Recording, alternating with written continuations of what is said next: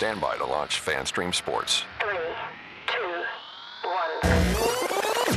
Let's start. Hello, sports fans. Welcome to FanStream Sports. Nothing but pure sports. This is the JP Show. JP, it is so good to hear you back on the air. Stand by now. Here's JP. Oh, he mocks my open, but won't make me a new one. What are we doing? I'm not mocking it. Yeah, you're mocking. You're mocking. Commenters, is he mocking? He's mocking. Mocking. Oh. If I was mocking it, I would go, JP, That's kind of what you did, isn't it? No. I mean, what's the difference? What's the difference? Hey, what's up, kids? Welcome into another edition of the JP Peterson Show here on this fabulous Tuesday. And we got so much to get into today, as we always do. As free agency is right around the corner, rumors are all around about Mike Evans and where he might be going. Of course, we'll hit that as well. Scott Reynolds will join us at 10:30 from the Peter Report. We'll talk a little edge rushers, who's out there. You know, might be out there today is Trey Hendrickson with the franchise tag deadline today at 4 o'clock. We will find out if he is on the open market. What the hell Cincinnati's going to do with that? We got mock drafts everywhere. We got your mock draft. We got my mock draft. We got mock drafts everywhere. So we'll hit all things Buccaneers going on there in the offseason.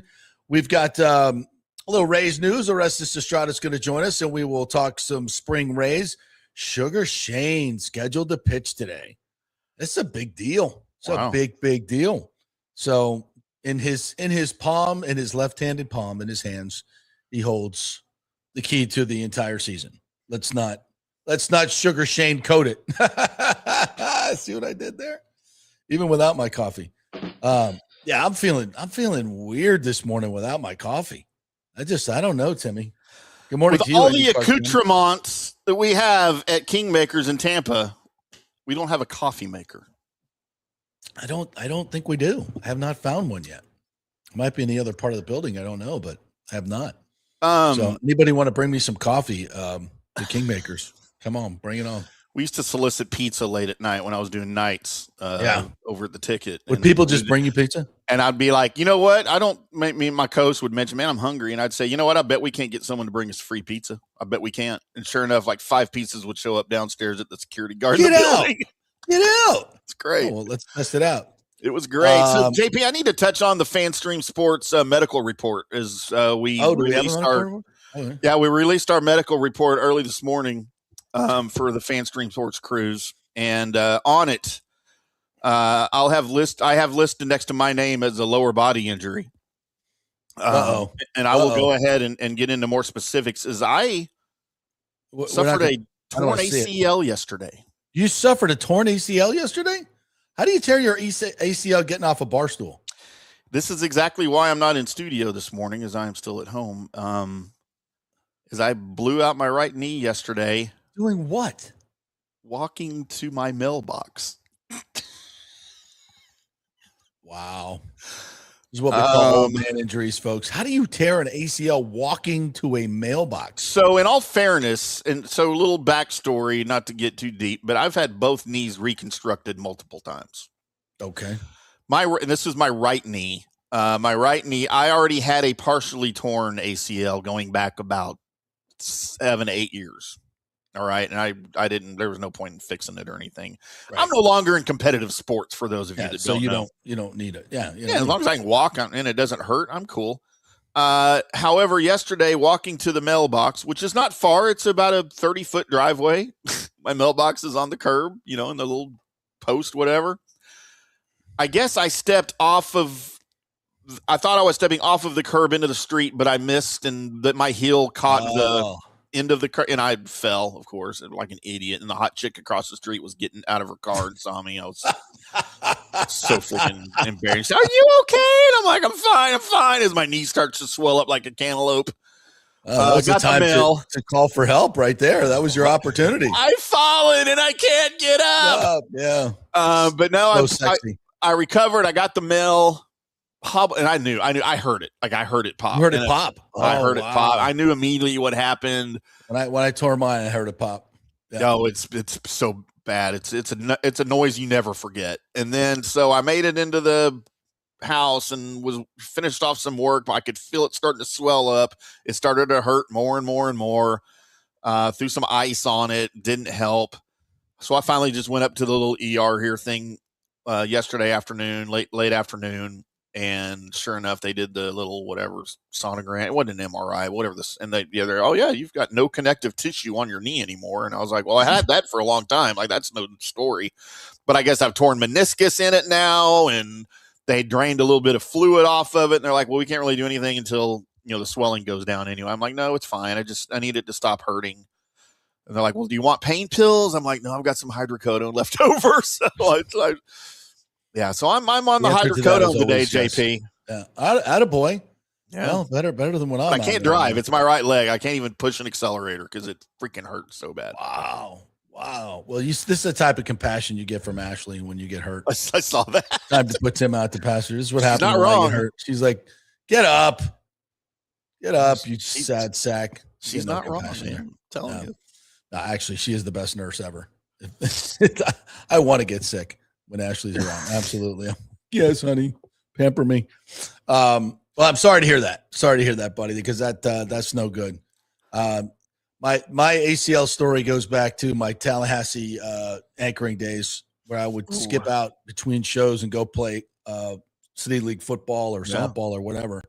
And one night we're playing like the best team in the league, and I think we needed a big first down, and I'm actually saying to myself, like, I got to make a hard cut on this guy to the out, or I'm not going to get open, because he was way better than me. I was playing receiver, and I'm literally concentrating on my cut on my left knee. Like, I got to make it's like a double route that we always did, and I'm like, boom, boom, and then I said, this is the one and I'm literally in my brain saying, I got to hit this one and go, and as soon as I hit it, it went pop, and I went, oh no.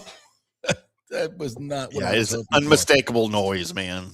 But I did ice it up and do the 11. So go down in history. Yeah, I did. Trooper. I did. Yeah, went right back in, produced the 11, put some ice on it, propped it up while I did the show, and bada bing, bada boom.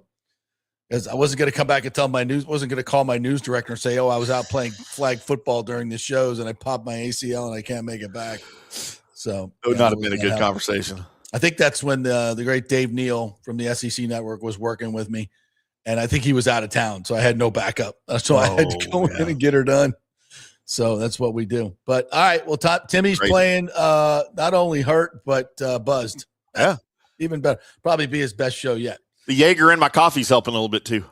All right, so we got all that stuff to get to, and sports technology and all kinds of fun stuff to get to. All right, so let's get right to it.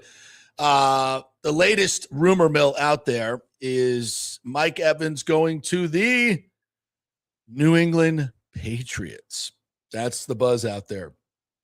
Jeremy Fowler had some stuff this past weekend. We talked about yesterday about the kind of constraints that he's looking for, or the demands that he's looking for, and it's a elevated OC, experienced OC. They got that in New England, obviously. Talented quarterback, Drake May, up and comer, obviously one of the best, would runner up for MVP this year.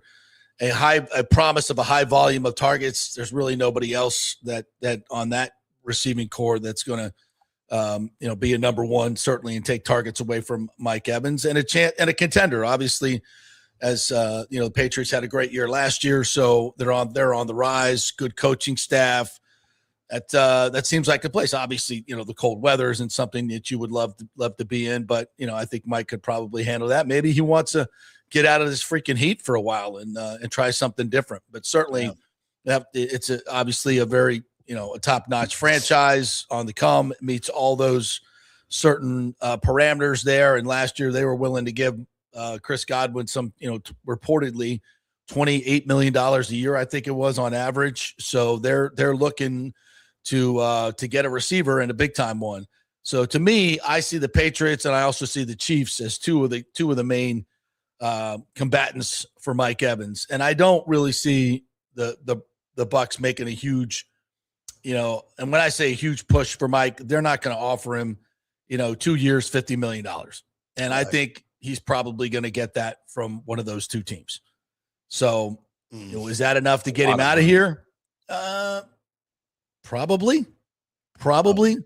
This just seems so different than 2 years ago. 2 years ago, you really felt like, the Bucs were on the rise. There was a lot of hope with this team. The roster was improving. They just come off a great year, Baker's first year, and you wanted to keep the band together and all that. And it just seemed like there was this convergence of Mike's not effing leaving, even though he came close to going to Kansas City or Houston. Yeah. But it didn't happen in the end. He wanted to stay. This feels completely different. And I think it's because of the Bucs retaining Todd Bowles. That's just my personal opinion. And Mike's frustration with what happened at the end of the season, 3rd and 28, 4th and 14, the last 2 games, him not really getting a look. And clearly Todd was messing with the offensive coordinator in terms of wanting him to run the football more. So that doesn't feel like a combination that will bring Mike Evans back. Less money, probably less opportunity. Even though there's a more experienced offense coordinator coming in, it's not a guy in Zach Robinson that has established himself as one of the upper echelon coordinators in this league. Fair to say? Yeah, absolutely. Yeah. So, I mean, I would, if I'm a Buccaneers fan, I would prepare yourself for next week for hearing Mike Evans is leaving. I'm not reporting that, but this just kind of feels that this is where this is going. And I hate it, but I will say this. If that is the case, if Mike Evans leaves, you're not only losing your number one receiver. Now, you've got a lot of great talent in that receiver room. And Mike said that the other day. He's like, there's a ton of talent in that room. And this team is offensive heavy in terms of what they spend and in terms of how good they are on that side. That receiver room is probably the deepest on the team of any position group. And if there's any position group that can sustain it, it's that one. Now, everybody else got to stay healthy, and I'm not pitching for this at all, but if you lose a Mike Evans, and not only do you lose the payer, you lose the competitiveness, the accountability, all those things that we talked about that are super rare. And we mentioned this yesterday. Those are guys that you just Max Crosby type guys. And if you lose that guy in Mike Evans, you better use that money to go get Max Crosby. Or at worst, Trey Hendrickson, who may become a free agent at 4:00 today. If the Bengals don't sign, tag and trade him, yeah, they're not going to sign him or tag him. I don't think they're going to tag him. But to me, tag and trade would be the biggest thing. And how much do you have to trade to get a Trey Hendrickson? Then how much are you going to have to pay him? And I don't think Trey Hendrickson is the program changer that Max Crosby is. I think Crosby's a better player. He's younger, maybe a little bit more expensive at $30-35 million a year. So but all the other things that he brings, and I've talked about it ad nauseum. I was watching Get Up this morning, and Peter Schrager and I think it's Devin McCourty. I always get the McCourty brothers mixed up. I do too. Yeah. They were chatting about Max Crosby and what he brings to the table. Let's roll that. Story that you get on Max Crosby, and I know this is cliche for a lot of you at home. We're talking 4 a.m., first car in the parking lot, last guy to leave, constantly working, the vibes guy, lifts everyone up. That's why I don't trade Max Crosby. That's a cornerstone piece. You have one of the best defensive players in football on your roster. I know we can get a bunch of assets for him. That's no question. Are you ever going to find a Max Crosby at 29 years old who can do that? I would be curious to see if this thing progresses, because I think Max Crosby is an irreplaceable player.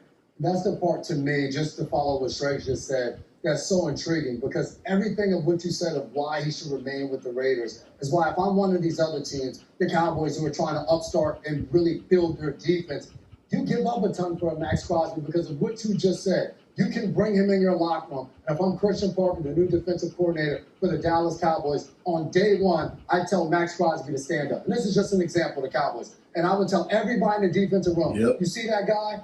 Follow him. Whatever he does, just do what he does. He gets in the cold tub, you get your butt in the cold tub. If he's going into treatment early, you go into treatment early. He's that type of player. All right, maybe not the neck tattoos. Maybe don't follow him there. Okay, but whatever. I don't care. Other than that, that would give our defense a little bit of edge and attitude. Go ahead, get on down to Ybor and get your neck tattoo done. I don't care. If you play like Max Crosby, I don't care. Tat it all up. Get your Mike Tyson going. I don't care. But that's what, and so what I'm saying is if you lose Mike and you don't add a Max Crosby type, then where's the leadership on this team? I mean, obviously Baker is great and he will bring you into the fight every single time, but it's got to be more than one guy. It's got to be more than one guy. And we definitely need one on defense because as great as Levante is. Yeah, and you're probably losing Levante David, to be honest. Now I'm seeing things from not so reputable sources saying they're hearing that he's most likely back, but number one, we've talked about it. I don't think that's best for the team. No. And number two, why spend that money on him, even though it won't be a lot, when you can spend it on somebody else that will contribute more? But yeah, if you lose Mike and Levante in the same offseason, your leadership just went to zero. Yeah, in this locker room, and nothing against Baker. Obviously, he's a leader as well, but nothing like Mike and Levante, right? For their respective rooms. So yeah. So and that counts, man. You've got to have guys with edge. You really need to bring in guys with edge. And if I'm drafting this year, if I'm, remember the crazy hot matrix. The guy made with chicks was fantastic. The crazy hot metric. Yeah. You need a kind of like a crazy, what would I call it? Crazy talent matrix with, there's a certain level you can go to crazy for a player where it's good. Like Max Crosby's good crazy. He's in that whatever the Mary mode, when we had the hot matrix. This is your unicorns right here. The crazy but dependable and that guy. That's the perfect mix. Now, and we've kind of gone more towards the character guys, which is I think important. It's great for a lot of different reasons. And so I think we need to kind of start pushing the crazy matrix a little bit more than we have it. Yeah, there, exactly. Fun zone, no go, and then the unicorns up to the right. Yeah. If you don't know what I'm referring to, please search Hot Crazy Matrix. It's one of the greatest viral. It's kind of like one of the first viral videos I remember. Yeah. Yeah. You remember first viral video, somebody would send it to you, and then a week later, somebody else would send it to you, and then and on and on and on. So so we need the unicorn, that guy that's competitive and crazy, but dependable and a hard worker and your best player. So that's where Max Crosby is. And we need one on defense, big time, if not two or three. And we need to start drafting guys that are more edgy and physical and nasty. Now, I'm not talking about, Pierce Jr. type. Those guys need to remain off. But it's a hard call sometimes. It's a hard call. And that's why doing research on the person and not just the player is so vitally important. So in a vacuum, yes, you want really good players, talented, absolute, really athletic players, but you got to have a little dog in them too, especially on defense. And it's not something that we really have. I mean, when I go into the locker room and you talk to these guys, there used to be guys in the locker room that you were afraid of, like Sapp. And the players were afraid of him too. Yeah. And it's just, we don't really, all our guys are just really nice. And that's a great thing. It's a great thing for us to deal with. They're super nice. They're super polite. They're great guys. But including your head coach. Like nobody's afraid of Todd Bowles. No, but so we need a little crazy. We need a little badass. We need a little nutso in there. And we need a little Max Crosby on the defensive side, in my opinion. And if they want 2 1s and a player, I mean, you kind of cancel out the 1-1 because you're drafting that player. So you're giving up a first-round pick, a next year's first-round pick, and a player, depending on who the player is. So, and if you're able to re-sign Mike, then one of your receivers, your young receiver, becomes expendable if they ask for it. Antoine Winfield Jr., if they were to ask for him, do it. I love him when he's playing at a high level. I just haven't seen it enough since he signed a big deal. He just hasn't been that guy, quite frankly. And if he returns to that playmaker who's, 4 or 5 times a year making game-changing plays, he's worked it. We haven't seen that. And he's not an overly impressive physical specimen. Yeah. I mean, he's not a guy that's going to knock your D in the dirt, but he's just always positionally really good. And when he was at his peak, he was making game-changing plays. I mean, the year that his contract year was one of the greatest defensive years in history. And we don't expect him to repeat that every year. But you haven't even come close. Like, you haven't even reached half of those numbers. And he needs to be way better. And at this point, if that were the ask, I would do it. I would do it. And, put Tyke Smith in his spot, or draft another safety and move Tyke closer to the line of scrimmage. So there's a lot that can be done right now, but I just, I think in the next week we should be prepared for this to happen. Richie Rich says, Joe Bucs fan says Mike returning is at 88%. I hope they're right. It's kind of like, what's the market? Nobody knows exactly what the market is. You just kind of feel it out with your experience over the years. And then as Nick ran down the list of free agent receivers this year. Oh, yeah. It is trash. Yeah. It is trash. Mike is far and away the guy. So if you're a receiver, if you feel like you're a big time receiver away from going over the top, and maybe that's what New England thinks, maybe that's what San Francisco thinks, maybe that's what Kansas City thinks, maybe that's what Jacksonville thinks. And you just got $25 million added to your salary cap. You're looking at Mike Evans. He's clear and far away the best guy out there. And then you go back and look at him pre-injury last year, and you look at him in training camp and you go, holy shiz, this guy looks better than he's ever looked in his career. I mean, he's like Larry Fitzgerald, who played well into his late 30s. He's still as fast, and I thought he was faster and better than I've ever seen him last year in training camp. Yeah. And I don't know if you guys talked about George Pickens on that free agency list. It's most likely the Cowboys are going to, he's not. They've already tagged him. They've tagged him already. Yeah. But it is the non-exclusive tag, so other teams can negotiate with him. So, I think George Pickens really is the only guy in this whole list I would rather have than Mike. Yeah, absolutely. But he's not going to make it. I don't think he's going to make it to the free agency. He's halfway off the board because of the tag, but it's the non-exclusive. And what's tag. his market? What's his market? 33. Yeah. It starts at 33. Yeah, I think it's closer to 35. If he was truly a free agent, I think he'd get 38. I think he'd break the bank. I mean, look at the season he had last year. I mean, my God. Best ever. Yeah. I mean, so, yeah. So is Mike worth 25 in this market? Remember, you have to recalculate. It's now a $300 million cap. It's not 200 like it was 5 to 6 years ago. It's a 300 million. Right? Yeah. So, everything we used to think about, what's a receiver worth? Multiply, increase it by 30%. So is Mike going to get a 2-year 25 each, 2-year $50 million? Yeah, I think he will. Is that what the Bucs are offering? I don't think so. I think it'd probably be more around 15 to 18. And so now he's got to make his decision, but we'll see. Joel Fortland says Mike is gone. LD returns. He knows it's a country club atmosphere on defense. I mean, that's part of it. Oh, you just muted yourself.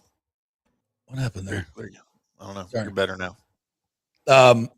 Mike is just, it's just what does he want to do? And I just get a really bad vibe on this one. So we'll see. And you know what? That country club atmosphere on D may change this year. I don't know. It should. It better. If it doesn't, then this was a huge mistake. We already know it was a huge mistake bringing Bowles back, but that culture has got to change on that side of the ball, period. Well, it's not going to, though. What makes you think he's going to change? He's one of the most stubborn dudes ever. He doubled down. He got rid of some guys, and then just instead of bringing in new minds with new vision to maybe add something to see, that you're not seeing, your defense is sucked. Like, how do you not make any meaningful changes on your defense? You don't bring in anybody with new vision or any type of new younger blood. You just elevate guys that were already there. And how do we expect this to be better? Get better players. Okay, great. But the scheme still is old and tired. And again, the players. And the practices, and the practices are, when you have players, let's not forget this, players saying we need to practice more and harder. I mean, I've never heard players say that, ever. And it's apparent when you get out there and you watch them. It is. It's a country club. It's nothing like it used to be. So this team's got major issues, and the only way they're going to, I think, you'll have any hope as a fan base is to go out and do something big in free agency. And that's not, by the way, if we've not mentioned this, that's not what Jason Licht does. He doesn't make blockbuster deals.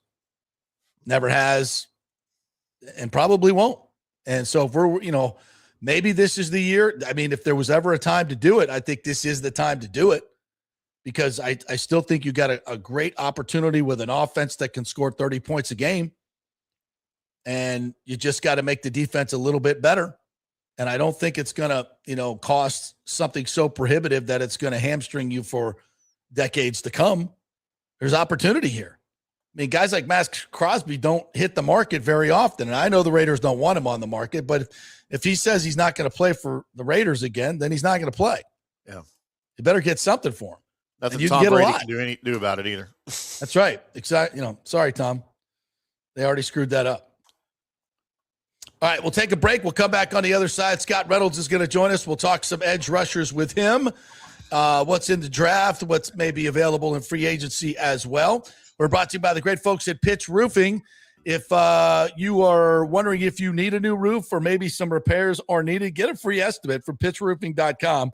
Great folks over there. We had Bill Slover in here, their PR guy, the other day, and a great group. I've met the owners, met everybody over there. They are a legitimate operation, honest guys that get the job done right. They're not going to be the cheapest estimate you get, but they're going to be the best. They're going to educate you about your roof as well and tell you exactly what you need, what your options are, work with your insurance, all that good stuff. So go to pitchroofing.com and you can hear all their jingles. They're wonderful jingles there. And you can get some great advice on roofing, pitchroofing.com. And if you get a free estimate, you will be in the running for 2 tickets in the all-exclusive Mark Club, The Mark, for Lightning games, and I'll give you a backstage tour of Lightning Vision. Pitchroofing.com. Back up 3 with Scott Reynolds. Here for Pitch Roofing, one of our new sponsors and the most reliable and honest roofers in the business. They love the Lightning, and Bolts fans be entered to win a pair of premium Mark Club seats with every free roofing estimate from Pitch Roofing. Seats include food and beverages, early access, premium entry, and a backstage tour of Lightning Vision with yours truly. Always get 2 to 3 estimates when replacing your roof, and be sure to include Pitch as one of those roofing companies. With a free estimate from Pitch, they're not trying to hard sell you. They educate you on your roof and the process. Even if you do not choose Pitch Roofing as your roofer, they want to leave you feeling informed, knowing the different materials and manufacturers, and understanding the process and warranties. Very, very important. Pitch is an Owens Corning preferred contract, Better Business Bureau accredited, and MySafe Florida Home approved. That's very important as well. Pitch prides themselves on full transparency and customer first level of service. They also offer financing options, including 0% plans, ensuring a stress-free experience. Call my friends at Pitch Roofing, 727-67-PITCH. That's 727-677-4824, or go to pitchroofing.com. Pitch Roofing, roofing done right. Italiano Insurance would like to congratulate the Bucs on their 50th anniversary season. And you know what? We've been here for every season and then some, over 60 years in business. We've seen some smart coaches with great game plans, but if you don't have flood insurance or business insurance, that's a terrible game plan. That could ruin you financially. You don't want to take that L. So call 813-877-7799 and let their friendly agents quarterback your insurance and save you big money. Italiano also sponsors our FSU report every week, so go Noles! 813-877-7799 or go to italianoinsurance.com. JP here for Riveters, the official sports bar and grill of the JP Peterson Show. We're located just south of Ray J and Steinbrenner Field, so it's a great pre- and post-game spot, and the happy hour is amazing. Monday through Friday, 3 to 7. Check out these specials. $3 Bud Light drafts, $4 domestic bottles, $5 wells, $6 premium wells, $6 cocktails like margaritas. It's unheard of. And the Riveters food is freshly made daily. No freezers. Happy hour food specials include $3.50 tacos and barbecue sliders. $6 you get edamame or chips with the beer cheese, which is amazing. $8 buffalo chicken dip, my favorite. The truffle fries, chili cheese fries, also $8 at happy hour. As well as other specials throughout the week, including Taco Tuesdays, you get $3 tacos, and Wing Wednesdays, 7 o'clock to 1 a.m. in the morning, you get our amazing wings, 5 for $5 and $5 wells and wines. That's a good Wednesday night. So if you're tired of the preppy, overpriced generic sports bars, come see the amazing, friendly bartenders and staff at Riveters, where customer service really matters. Riveters, just south of where the Rays and Bucs play. We'll see you there. Sports fans, it's time to gear up. Head to fanstreamsports.com and check out our brand new merchandise store. We're talking bold t-shirts, 3/4 zips, hoodies, hats, mugs, and more. Everything you need to rep your favorite shows and your favorite crew. Whether you're rolling with the JP Peterson Show in Tampa Bay, From the Rough in Dallas, the Tim May Show featuring Clay Hall, or the Jeff Thidoff Show in Ohio, or any of our FanStream Sports original programming, we've got the perfect look for game day and every day. So don't wait. fanstreamsports.com. Click merch and grab your gear now. Wear the stream, live the stream, fanstreamsports.com. Hey, kick off the new year by impressing her with a real diamond, a natural diamond, from Golden Diamond Source. Don't start with a fake diamond, guys. That's a really, really bad idea. And if you're ready to pop the question, find the perfect engagement ring at the Golden Diamond Source, just like I did, just like Nick did. It is the best selection, the best staff, the best everything.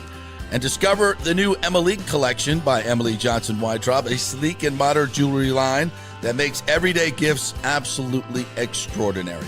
And by the way, gold prices have never been higher, so turn that old unused gold into cash or a stunning new piece. Just take it on down to the Golden Diamond Source and trade it in. Lots to get done at the Golden Diamond Source this new year. Start with an engagement ring from the greatest, the Golden Diamond Source. 3800 Omerton Road, always online at the Golden Diamond Source. It's some love you give only at Golden Diamond Source.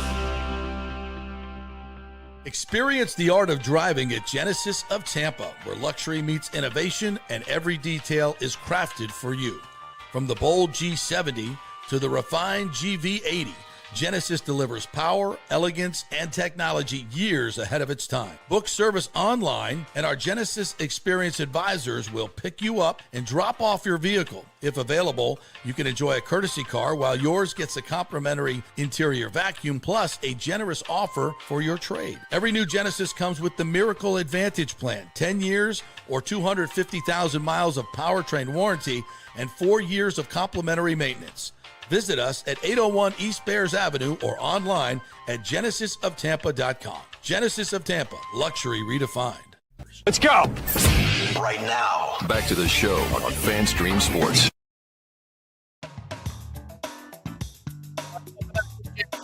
So here on this beautiful Tampa Bay Tuesday, oh, it's a gorgeous morning walk by the water. Oh, great place to be. It's where Italiano Insurance has been doing business for over 60 years. What a great local company.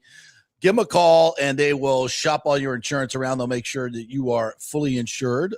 40% of you are not when it comes to homeowners insurance. So make sure that everything is up to snuff, and you can save money as well. Let them do the insurance checkup, ItalianoInsurance.com.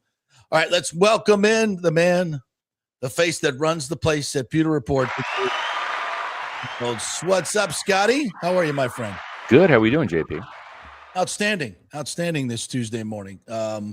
Lamenting all the things that went wrong last year with the Buccaneers on defense, and lamenting a possible Mike Evans leaving. Yeah. That's tough. That's tough. But it's happened before. We've lost icons before, and the game moves on. Yeah. What are your, just off the top, as we sit right now, if you had a percentage on Mike staying or leaving, what would you put it at? I would say 45% staying. I think below 50%. I'm there. I think there's a part of Mike that wants to stay here. I really do. But I think he has transitioned to the part of his career where he's truly in the twilight. I remember last time he signed a deal, Yeah. It was Mike Evans, a Buck forever, and all of that stuff. And it's not the case. He still wants to play. He's going to be 32, actually 33 this August. He's 32 now. So when you look at what he wants, and he's made no bones about this, he has said for years, like in his 20s, he's chasing history. Yeah. He wants to be known as one of the best wide receivers of all time. And the funny thing is that really hasn't happened in any singular year of Mike's career. He's never in 2015, 17, 2020, with Brady. He was never like, oh, he's the best receiver in the game, right? It's always been Justin Jefferson or this guy or that guy, Chase in Cincinnati. It's been other players. Yeah. For Mike, it's been the accumulation of a career, right? Yeah. Jerry Rice has 14 1,000-yard seasons. Mike is number 2 on the list. He has 11, right? With 2 more 1,000-yard seasons, he goes from being, I want to say, 21st in the league in terms of total receiving yards into the top 10. And Mike's already there in terms of touchdowns. He's already in the top 10 all time for receiving touchdowns. He's never going to get there in terms of receptions. He's not a high volume guy. He never has been. He's not a 10 to 12 catch guy per game. So, but when you have 2 out of the 3, when you enter the Hall of Fame conversation, Mike is a Hall of Famer. There's no doubt about that. But he has a legitimate chance of being a first ballot Hall of Famer. And there's a difference. There is a difference. Shouldn't be, but there is. Well, yeah, but you have a chance to be a first ballot Hall of Famer if you end your career saying that I had an NFL record, 11 straight 1,000-yard seasons to begin a career.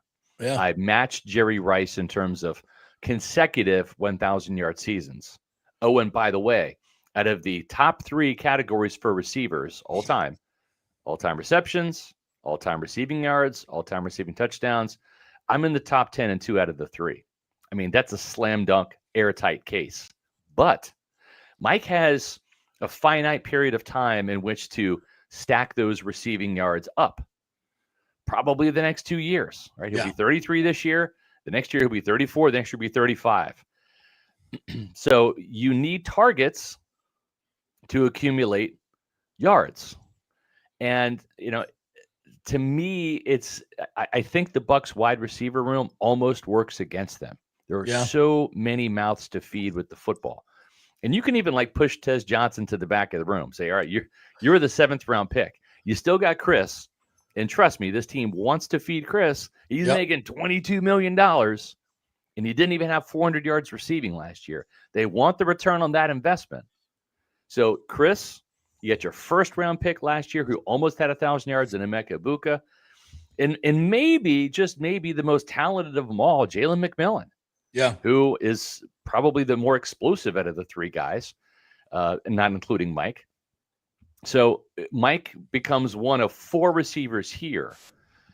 And it was great when he came back against the Falcons, right? 12 targets, 6 catches, 132 yards. Mike envisions in his head, and rightly so, he can do that on a weekly basis. If he just gets 12 targets, he'll get 6 to 10 catches and have 100 yards and all of that. And so he wants to go for another ring for sure. But I don't think Mike's career is going to be derailed or ruined if he doesn't get into the Super Bowl, right? No question. But this is about his legacy, not just in Tampa, because he can get these targets anywhere. He can get them in Tampa, but he might be able to get more targets with a chance to get more yards somewhere else where he can go and be the focal point of the offense. San Francisco, they're getting ready to get rid of Brandon Ayuk, right?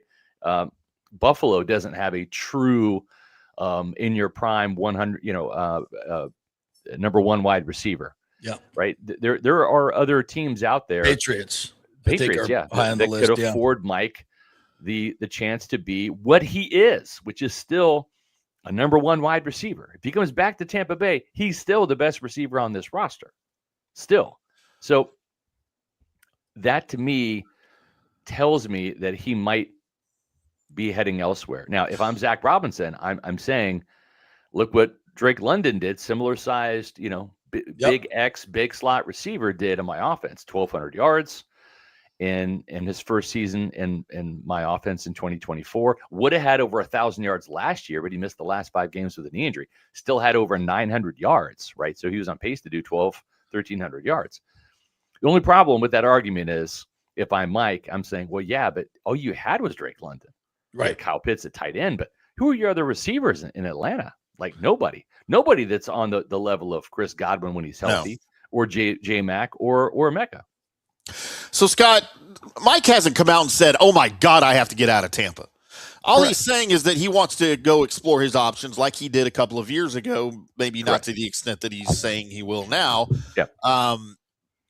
So there, that door is still open. Do you think if there was more optimism around this team for 2027, 2026, 27, whatever, do you think he would be so loud about wanting to explore other options, or do you think he'd be more willing to commit earlier to this thing? Because clearly there's no optimism with the lack of a head coaching change.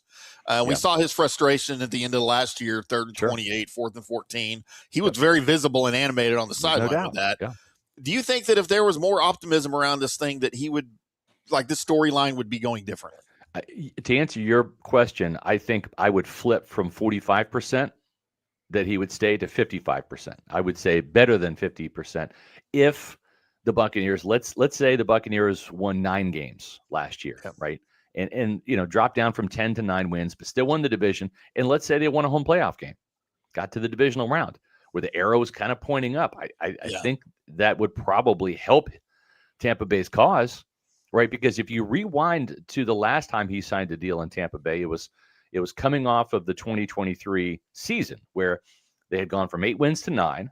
They won the division again, but they also demolished the Eagles in that wild card playoff game, and they took Detroit to the 4th quarter up in Detroit in that divisional game. So then you have Liam Cohen coming in that 2024 offseason, and he's like, I'm going to bring the LA Rams-based attack, and look what we were able to do out there with the passing game. And so I think when Mike signed his last deal, the arrow was pointing up for this franchise. Mm-hmm. Now, I can't tell you. I mean, if you were to tell me that the Bucs would be 10-7 this year or 7-10, I would say you're right.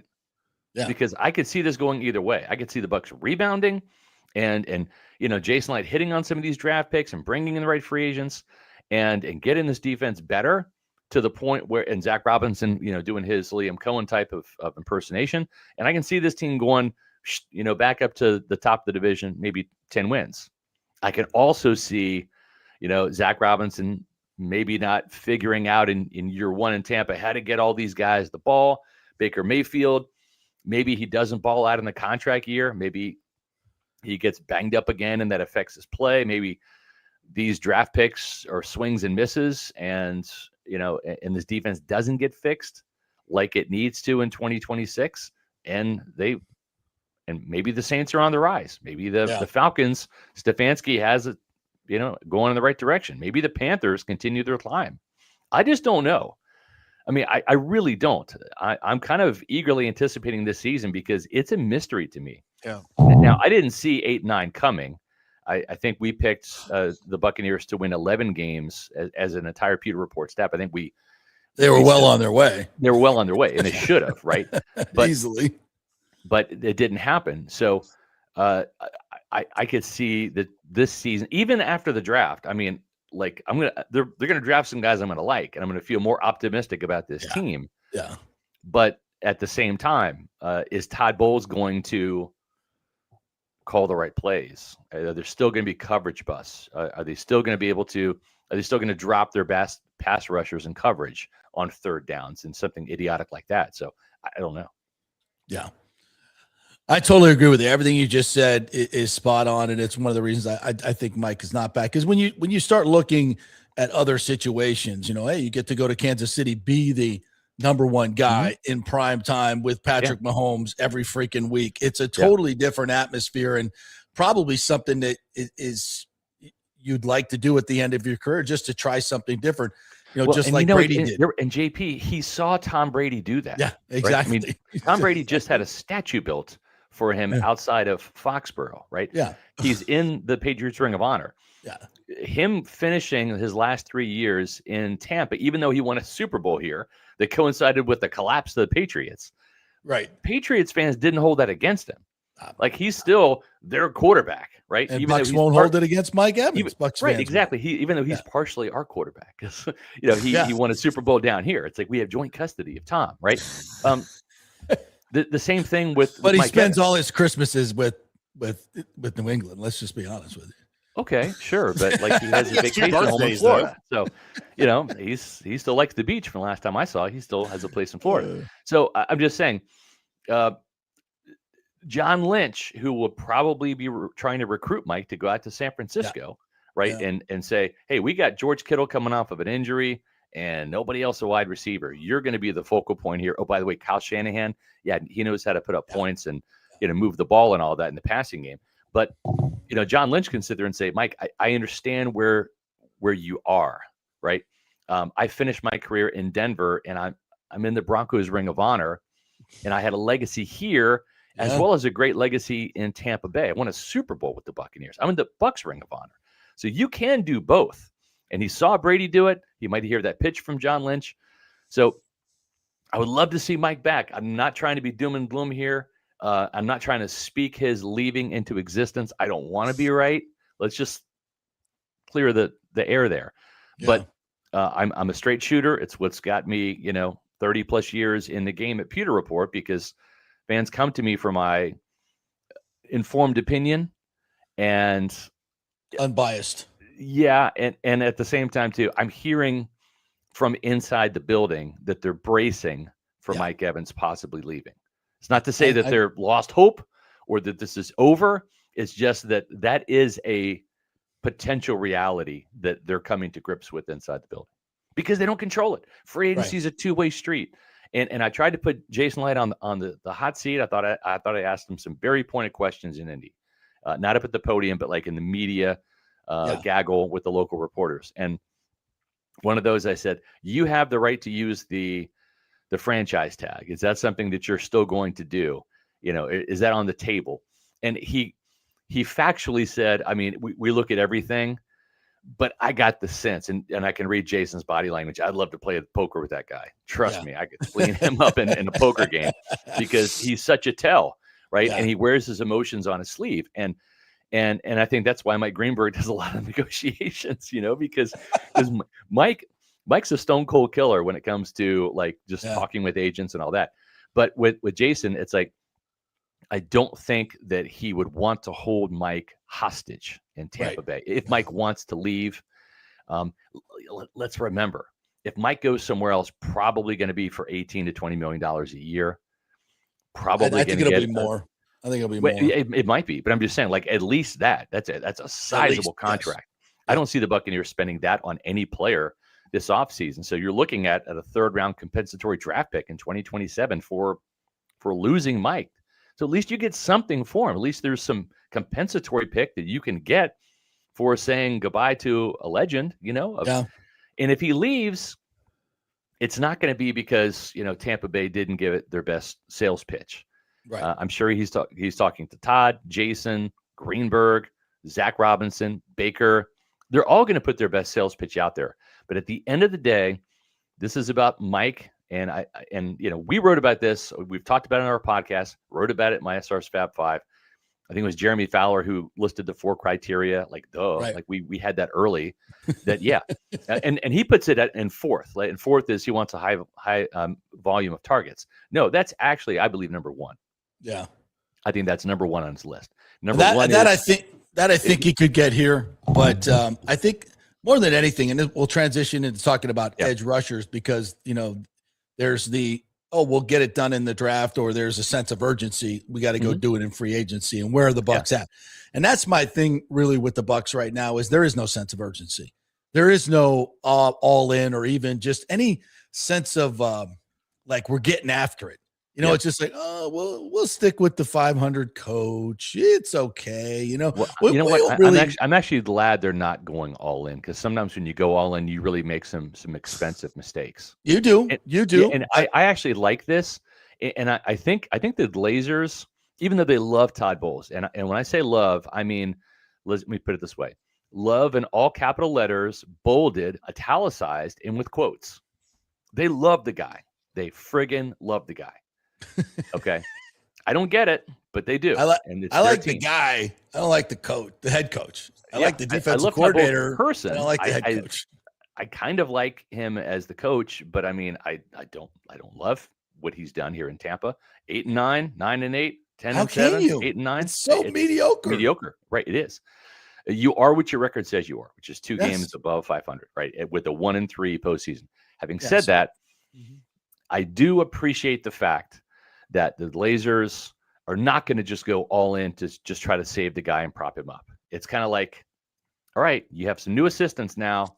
Coach, this is your year to prove that your system and your coaching ability can win games. Because we're not going to do a whole bunch with this roster because we already have like 7 guys that are making $20 million this year, right? We've given you the money to draft players and develop them. Some of them have been underdeveloped for sure. And okay, you've made some coaching changes. So you have new assistants now that can develop the guys we've already paid big money towards, right? And I like that. This is kind of the sink or swim season. The Blazers are giving him one more chance. And I don't get the sense that Jason Licht is out there to try to save Todd Bowles' job and saying, hey, Todd, I got you, man. Like, we're going to go get Max Crosby. And, we're going to do all these things to try to save your job. No, it's kind of like, yeah, I'm going to take the Blazers approach. So we'll do our thing. We'll draft some free agents. We'll draft some players. We'll sign some free agents. But it's not an all-in type of thing. And I think that's smart because this is not the time to go all in when you're coming off an 8-win record. If this team had won 10 games and said, okay, we're at 10 wins, then the next year 10 wins, gosh, we need a couple guys to get over the hump, right? Then you go all in. This is not the time. There are too many holes to fill. You can't go all in. You don't have enough money and enough draft capital to truly go all in. So you just have to continue to, we took a big step back last year.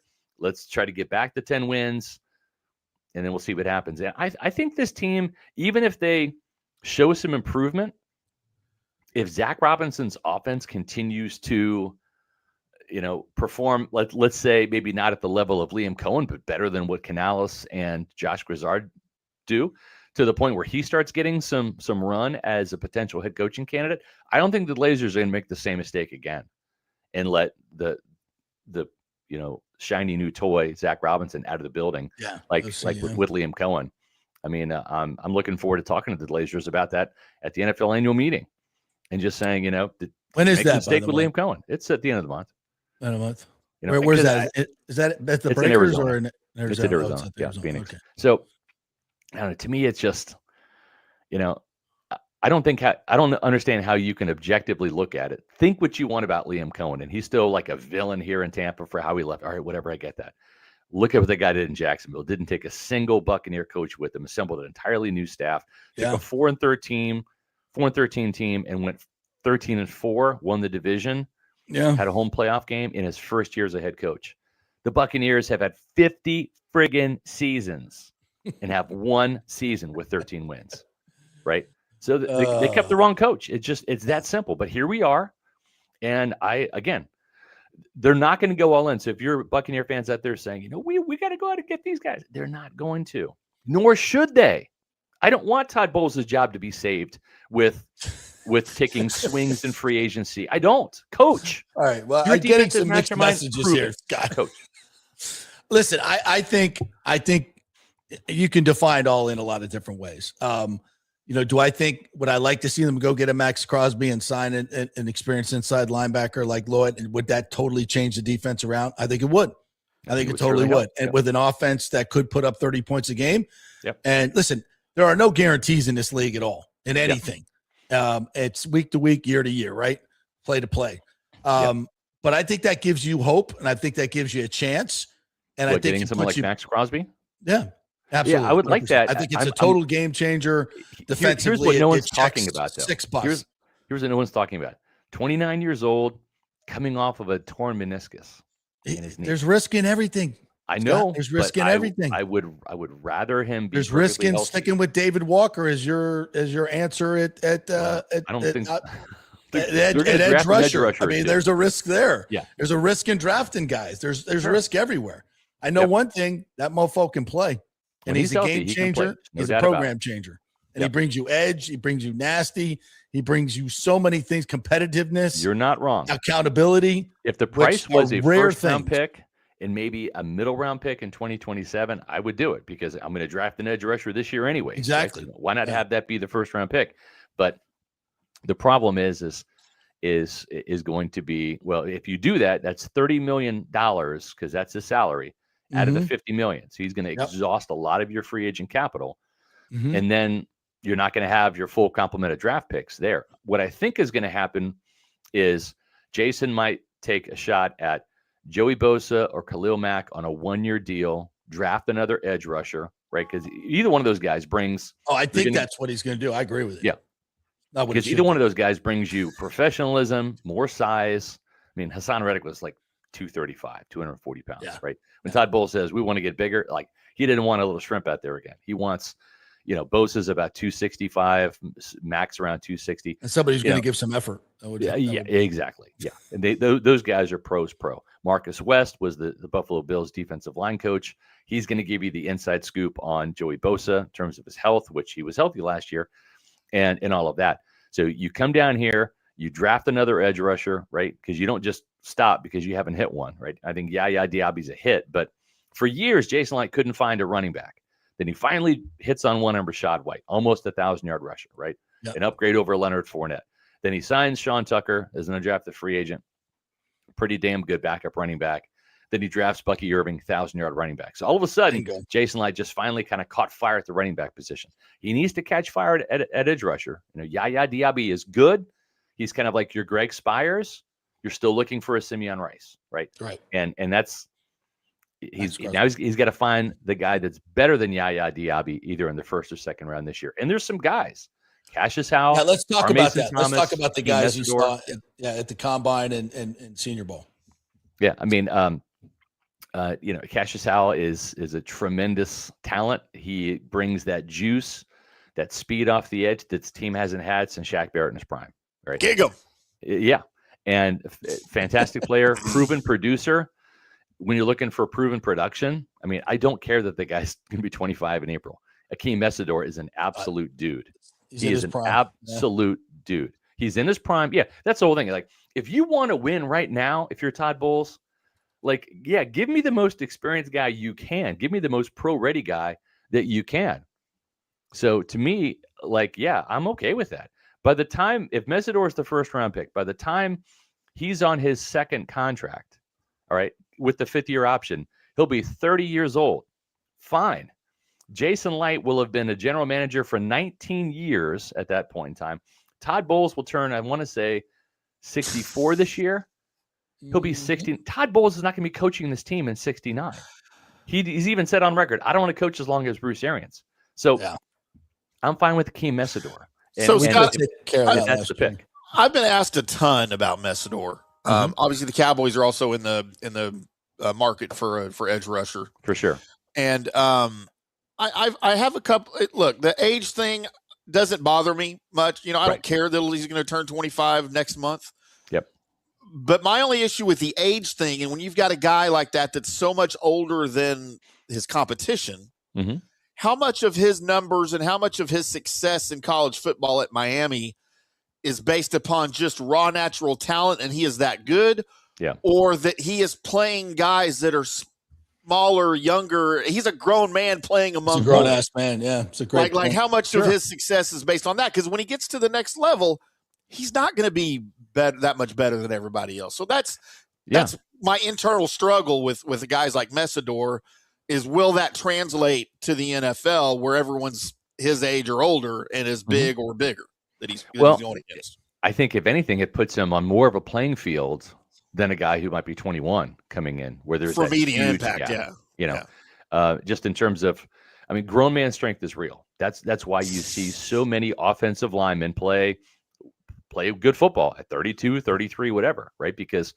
Like, I can't wait for Graham Barton to get like 2 years older. Yeah. He's plenty of weight room strong. It's just developing that grown man strength.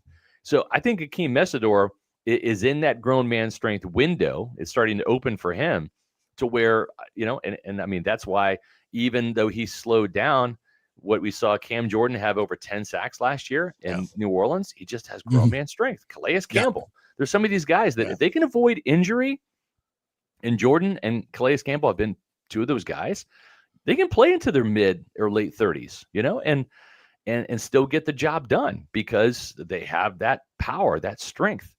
And, when you have a new rookie offensive, lineman come into the league, that's where you see guys like Will Campbell get beat up in the Super Bowl because they just don't have the experience going up against some guys on the other side that do. So I'm okay with Messidor. I love him. He's one of my favorite players. Do I wish he was like 23? Sure. But for this team, I don't mind it. The Bucs are not, they're not in rebuild mode. They're not new coach coming in, looking to build, a roster up. This is where you need pieces. You just need to plug in pieces because they have a pretty good framework. They got a quarterback. They got a wide receiver room, the best offensive line in football. Yep. You have a couple of dudes on defense. You just need a couple more dudes. Akeem Messidor is a dude, and I love him. I think he'd be a great fit in this scheme as long as the medicals check out. He missed some time at Miami. He was limited to 3 games in 2023 with the foot injury, and I've not heard anything. Typically, that stuff kind of leaks out of the combine when they do the medicals. I haven't heard anything negative about that. He missed 1 game last year. I mean, he played in 15 games. He played in 13 games the year prior. 12.5 sacks, 17.5 tackles for loss. I mean, he had more sacks than Reuben Bain did even. So I think he's probably the better pass rusher. Reuben Bain might be the better all-around player. Run and pass, and Bain's bigger too, isn't he? He's like 275, a little bit, yeah. And Messidor is around 260. So he's more like Yaya Diaby, David Walker, type size. You mentioned Walker. You talked to him too the other day. I read the article. Talk a little bit about him and what you think he can bring back in year 2. So I think the Bucs have made some strategic errors in drafting some players. They have gone for athletes. They've gone for the Joe Tryon-Shawinkas, the Logan Halls, the Chris Braswells. Braswell ran a 4.6 right at the combine. Pretty fast. Straight into an offensive tackle and stuck to him. That's exactly right. Like Velcro, right? He is Velcro. But again, your 40 time, that does not do anything for you. The only time you want to run a fast 40 is if you scoop and score, right? Like you want to be able to outrun the receiver chasing you from behind or something. But you don't run 40 yards to the quarterback. But they have spent premium draft picks on those types of defenders that have high RAS scores. David Walker has a high RAS score. But what has kind of bothered me a little bit, even with Diaby, who is a tremendous athlete. Diaby had a very high RAS score. Diaby, and I love the guy, and he's one of those guys you want to be successful. Like if I could just take success and just stick it in somebody, I make this guy a 14 sack guy, right? But the instincts are not fully developed, right? He was a late bloomer at Louisville. He had 1 year where he had 9 sacks. Same thing with Braswell. Played a lot of football. Yeah. Braswell had kind of that 1 year. Joe Tryon-Shawinka that 1 year.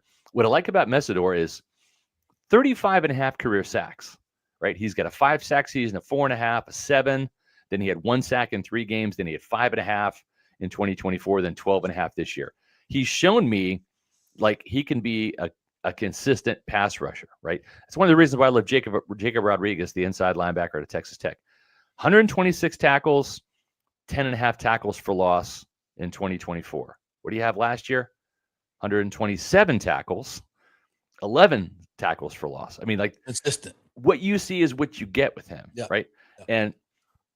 And so what I like about David Walker, bringing it back to him, is this is a player that in 4 years, regardless it was lower division, it was FCS opponents, no season with fewer than 8 sacks. He had 39 sacks in 4 seasons. Pretty consistent player. He's an instinctive pass rusher. The instincts are there. He's a physical guy. He had 89 tackles for loss in 4 years. 89. That's Okay. insane. So he is a backfield penetrator. He went to the Senior Bowl. He got a sack in the game. He showed well in practice last year. So he's the kind of guy that I like because, he's 6'1", 255 pounds. He doesn't look the part, right? He's more like Shaq Barrett in terms of how he looks, but he has instincts. Shaq Barrett had instincts. And I think that's what makes great football players. Ronnie Barber, 5'10", 185 pounds. Incredible instincts. Derek Brooks, 6 foot, 220, instincts.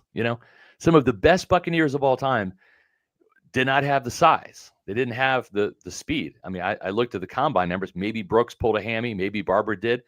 Derek Brooks ran a 4.71 at the combine. Ronnie Barber ran a 4.65, 4.68 at the combine. And Derek Brooks is one of the fastest linebackers I've ever seen on the field. Yeah, because point A to point. Exactly, his play speed. And not just that, his instincts. His instincts make him faster because he knows where the play is going, and he's taking steps in the direction prior to the snap of the ball. So that's what I think Jason Licht finally is turning the corner on, and we'll see, right? David Walker's got those instincts that Braswell, Logan Hall, JTS didn't have. Another case in point, Zy McCollum, huge RAS score guy, right? I mean, the best athletic cornerback coming out since Deion Sanders, according to RAS. Instincts are questionable, right? He guesses too much. When you guess, that means you don't know, right? When you don't have those instincts working for you as a football player. Yeah. Tyke Smith, pedestrian, 4.46, 4.48, 40-yard dash time, 5'11", 205. Knows how to play football.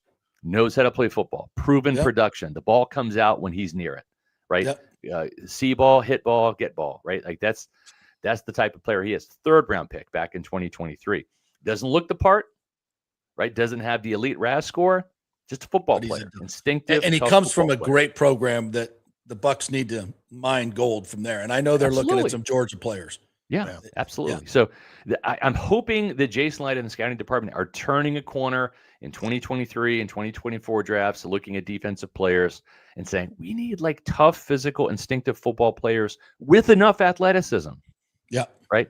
I don't recall Rondé Barber ever being the fastest cornerback, certainly not the biggest in the league. But he played fast.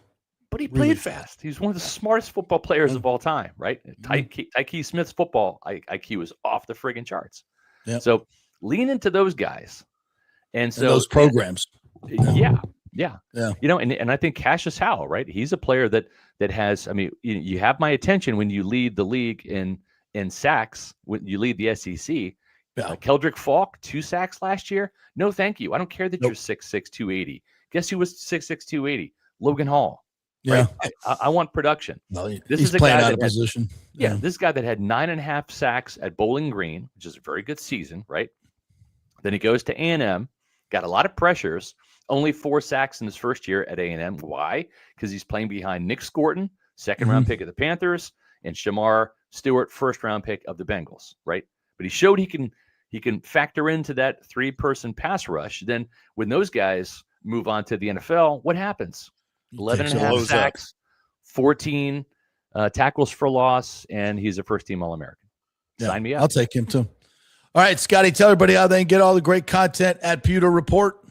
Yep, you can check out our podcast. We've got our free agency preview coming up on Thursday. We have our Bucs battle plans, which starts tomorrow, which is each Pewter Reporter does our own Jason Licht impersonation. We sign the free agents we want and we think this team will sign. We do our own mock drafts. We have our own 53-man projected roster, and each Pewter Reporter will do one Wednesday through Sunday. And Sunday is the start of free agency in earnest because that's the legal tampering period. So we're going to have podcasts all week. We'll probably be standing by if the Buccaneers make some major moves. We'll have some emergency podcasts on Sunday. You can find those podcasts at Pewter Report TV, our YouTube channel. Make sure you follow us on X, Facebook, and Instagram at Pewter Report. Awesome stuff, Scotty. Tim and I are going to have our battle plans as well. Good. But he's even though he's just blew out his ACL. But did you really? I did yesterday. Going to the mailbox. I was going to say, what non-athletic thing did you do yesterday to blow out your ACL? I walked to the mailbox. Yeah. That's sad. I'm sorry, Tim. I'll be 55 in a month, and it shows. I laugh, but I feel like an Achilles tear in my future for doing something. Oh, no, similar. So, yeah. Don't do that. I know. I'm All just right, going to Scott. pre-order the boot for when I blow my Achilles out doing something very non-athletic as well. So we're there. Don't play pickleball. We're there. Do not play pickleball. Yeah. All right, thanks, partner. Appreciate it. Guys. All right, we Thanks got to a hit a lot. break. We had lots on the bone right there that he left. So let's gnaw on a little bit more Bucs. We got a lot of comments coming in. We'll get to the comments next section. We'll talk a little Rays as well. Orestes will be in here for the final 15 of the show, and much more coming your way here. We're brought to you by the great folks at Riveters. Always the best place to watch the game. So if you want to go, here's what you can do. You want to watch the Lightning game tonight? Head on over to Riveters. It's a 9:30 start. So get there about 7:30, 8. Order up your wings or your prime rib sandwich or your prime rib tacos or meat, any of the great food that's there. It's absolutely fantastic. And then the late night happy hour will start as well while you watch the Lightning game. Bingo, bongo. Great place always, Riveters. Fresh food, great staff, great microbrews there. Check it out, Riveters, right there on Dale Mabry, just north of 275, just south of the stadium. Back in 3. Well, the folks at Third Generation Plumbing and AC want to say thanks for making them so dadgum busy. Of course, advertising on your favorite Tampa Bay sports talk show helps, but it's their incredible customer service, honesty, and integrity that have earned them tons of 5-star reviews. And now you could be part of the team at Third Generation. Yes, they are so slammed, they need to hire more certified AC technicians and plumbers. It's a great family business to work for. My buddy John Rodriguez runs an old school family business since 1995. They pay well, give you all the holidays off, and they offer great benefits. No cold corporate atmosphere here. You're part of the family. If this sounds cool to you, call them and apply at 813-961-8024, or you can email your resume in at thirdgenerationplumbing.com. Just go to the website, you'll see the button, email them, or call them at 813-961-8024. And don't forget about the $169 yearly maintenance special. It's a no-brainer, guys. thirdgenerationplumbing.com, and they also do AC. Ciao, Paolo Tini here, owner of Caffè Paradiso, voted number 3 People's Choice Award on Open Table. I want to thank all our loyal family of customers that have been enjoying our great traditional Italian dishes we make from scratch every day. It's a great family story we're proud of. Our family moved from Rimini, Italy in 1984. My dad, Caesar, started Donatello, and that's where I got the start in the restaurant business. I started Caffè Paradiso on South McDill in 1995, and we've been there ever since. From our traditional ossobuco, a veal slow roast for 4 hours, to our daily fresh catch, the Gruppo Paradiso, with a piccata sauce and lobster claw meat, homemade pasta like lasagna, farfalle salchicha, which is a bow tie pasta homemade with fresh sausage. Hold on a minute, JP's favorite. I love it. So come and have a glass of wine with me on South McDill. Get a reservation on Open Table and see all our 5-star reviews. Ciao, see you soon at Paradiso. Welcome to Kingmakers, home of the JP Peterson Show studio and Tampa's premier business networking and social club for members only. By day, it's an exclusive, vibrant co-working space with a stylish conference room, focus rooms, a full production studio, and an in-house marketing team. And by night, Kingmakers transforms into a sports-centric social hub with a full sports bar, golf simulator, and exclusive events. For young entrepreneurs and seasoned professionals, it's the perfect place to work hard, play hard, and make big moves in Midtown Tampa. Close the deal, celebrate the win. Only at Kingmakers. Become a member today at kingmakerstampa.com. Your business, your club.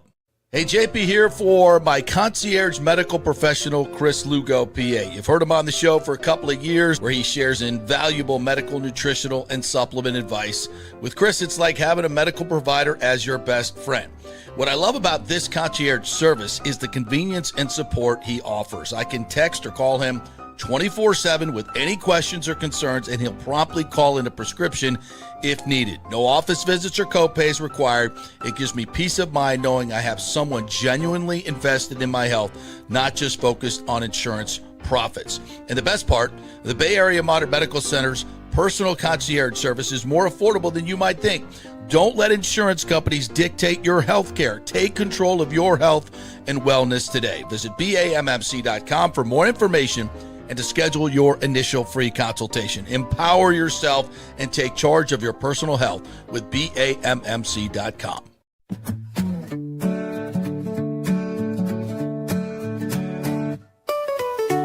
Sunny days or stormy nights, roofing problems out of sight. In Florida we stand so tall, pitch roofing, we do it all. Pitch roofing, roofing done right, for your home, day and night.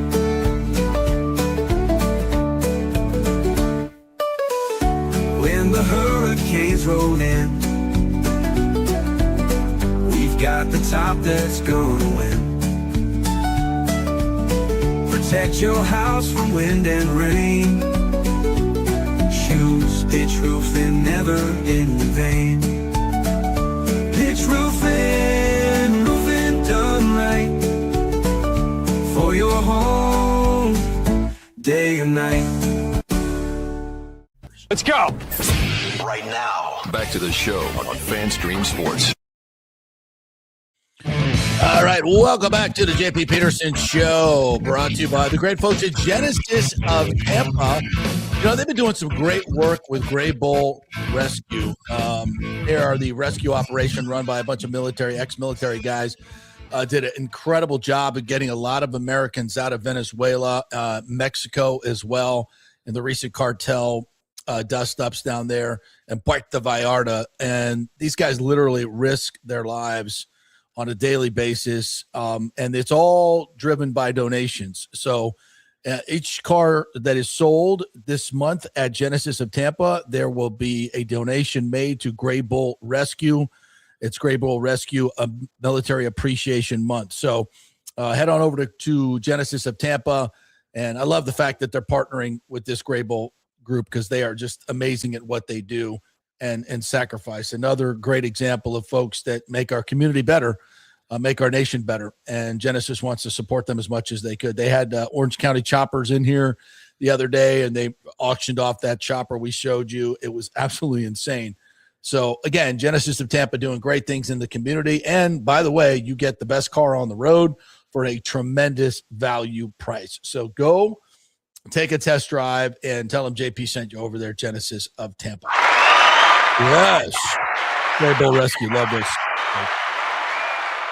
All right, my friend. How about we get to some of the great comments here? All the comments. As Todd coaching at 69, he's lucky to make it 9 months. Ouch. Yeah. He's not wrong. Yeah, I could see a mid-season coaching change. Ouch. Chris Cole says KC ain't winning anytime soon, much less their division. I don't know. I see a bounce back for the Chiefs. Their only competition is the Broncos. Division's kind of tough. Nathan Elliott says Tim's battle plan is curling fireball shots. Every day. That's not my battle plan. That is my life's goal. It's his life's work. It's my life's work. Jeremy Lowe said, wouldn't mind Thibodeau from New York Giants in a trade, but I'm liking the crop of edge rushers in the draft. And that's, to Scott's point, to your point, Jeremy, listen, Jason loves the draft. And he's looking at that crop of edge rushers. Yeah. He's like, I can get 2 or 3 good ones, and I don't have to give up anything to get them. And he's thought that a lot. And they haven't panned out. And that's the bottom line. And here's another question in here that I think is very pertinent. Yeah, where it just keeps moving. Hold on. Yeah, it's from Rick. Says, is it just me, or do the players get worse the longer they're coached by Todd? Good rookies, worse every year later. No, seriously. I think the more they get into the defense, the more they start thinking, the more it is a classic case. You just turn on the tape and see it. Guys are confused. They don't play fast, and they don't play physical. And when you hear guys say the practices are cake, we need to practice harder. We need to practice more. Stop taking less days off during the season. And you can see it's not physical, and you could see they're constantly making mistakes. Dude, that's coaching. That is so coaching. Yeah. When have players really developed here? They haven't. In a while. On the defensive side, yeah. Mason McKinney says, JP, love the show. Could you see the new group rebranding the team later on to the Florida Rays to really tap into all Central and North Florida markets, maybe keep Tampa Bay on the hats, etc., and bring the Devil Ray back full time? That is an interesting take because obviously the Marlins took that Florida moniker and, being in South Florida and not really real Florida. I still call them the Florida Marlins, though. But they're not. They're the Miami Marlins. I know. So is Florida available from a copyright standpoint? I do not think MLB would allow them to do that. Would allow the Rays to rebrand to Florida because of that. I do think there's an opportunity to really lean into these markets these broadcast markets that they own: Orlando, Jacksonville, Tallahassee, Pensacola. Yeah, can you embrace Orlando more than you are now? Maybe. Yeah, I think we could. Yeah. I think we could. Some mass transit would help for sure. Bullet train. Yeah, I do. Are there a lot of Rays fans in Orlando? I don't know. My Orlando people tell me no. Well, I was talking to Scott Smith at Fox 13 the other day. We playing golf together, and he does. Fox 13 is a Tampa station, Timmy, and there's a Fox affiliate. They're both owned, I guess they're both O&Os, owned and operated by Fox Network. And so now he's doing sportscasts for Orlando as well as Tampa. So, and I asked him, I said, is it pretty much the same? Are they interested? And he's like, no, not at all. So Orlando's very much a magic market. They have the two soccer teams. Golf obviously is big there. So UCF is another one of their big stories. So, whereas Tampa is very much Rays, Bucs, Lightning, USF, and other events, like the St. Pete Grand Prix, the Valspar. Right. We have a lot of events here in Tampa Bay. So, and that's interesting because I don't think there's a lot of, and I don't know how much. And this is one of the many failures of the Stu Sternberg regime. They never leaned into that because it takes money to market in other markets, right? It takes real money to pay for advertising and put up billboards and and send players over there and do actual, having a plan. And Stu was never into that. He was like, go cheap as possible, stuff as much money into my pocket as possible. I'm not interested in building a stadium or growing the game or doing any of that. It's just about me and my money. And I think these guys are exactly the opposite. You build a $8 to $10 billion mixed use place. You need visitors to come in from the outside to support this and make the most money. So I do think there's going to be significant changes in marketing. And Ken Babby is a master marketer. And by the way, they have their first public meeting today, which is I believe it's at HCC at 6:30. I'll double check that. O and I were toying with going over there, and we're working on getting Ken Babby on the show. I've been going back and forth with him. We're trying to find a good time to get him on. So hopefully it'll happen this week or in the very near future. So they'll be out doing the first of three. They have one this week, and I think they have two in next week, Wednesday and Thursday. So highly recommend you go out to it. I'll get the exact information for you so you'll know that. But I think it's at HCC at 6:30 tonight. And that's just a great forum for you to go out and listen to the pitch and find out what's going on, because I still think there is an education problem here in the Tampa Bay area, and they need to tell their story a lot more than they're telling it, because media is an issue here, no question about it. But to your rebranding, I think they'll stick with Tampa Bay.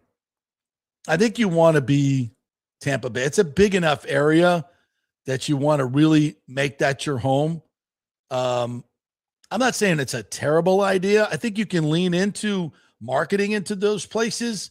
I'd like to see, and I'm sure Ken is thinking of this, the Rays play some spring training games in Jacksonville at his Jumbo Shrimp Stadium. Maybe play some spring training games in Orlando at Disney, and find ways to reach out into these markets, because I think it would be a great, great idea. I mean, and let's play some spring training games in Montreal.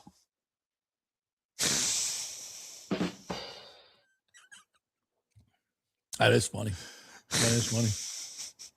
That's funny because they have a stadium there for it. Clearly. Mm-hmm. Lottie Wilkins says they don't even sell Rays stuff barely in Orlando. It's Yankees and Dodgers. Tampa might as well be 6 states away. Yeah, I think there's ways to cultivate that. Lonnie also says, I'm hitting the Florida Keys for a few days before the Rays home opener. I need some suggestions. Don't go to Key West. Don't go to Key West. There you go. Go to Key West. Key West has become New Orleans. Smelly, dirty, skunky. Ugh. No, go to Isla Mirada. There's a lot of other better keys to go to than Key West. Key West has become over touristed. It's ick for me. If you want real good key stuff, I'd stick to the Upper Keys, Isla Mirada, and there's a couple other there that are really good. If you want to go for the freak show one day, go hang out. I wouldn't stay there if I were you.